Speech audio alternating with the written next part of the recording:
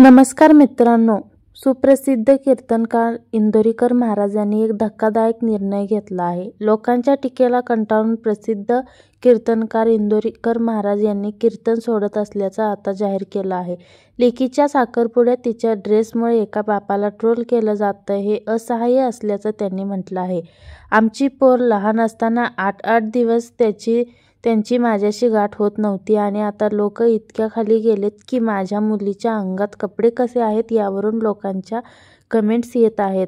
आता 4 दिवसापासून माझ्या मुलीच्या अंगातील कपड्यांवर लोकांनी बातम्या तयार केल्या.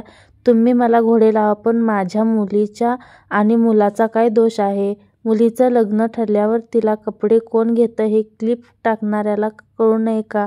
मुलगी तुम्हालाही आहे आणि मलाही आहे, पण या 8 दिवसात माझं जगणं मुश्किल करून टाकलं आहे.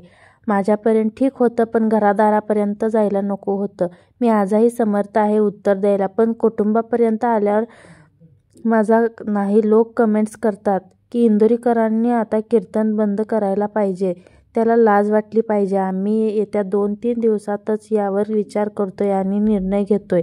लोकांच्या टीकेला कंटाळून प्रसिद्ध कीर्तनकार इंदोरीकर महाराज यांनी आता कीर्तन सोडत असल्याचं जाहीर केलं आहे.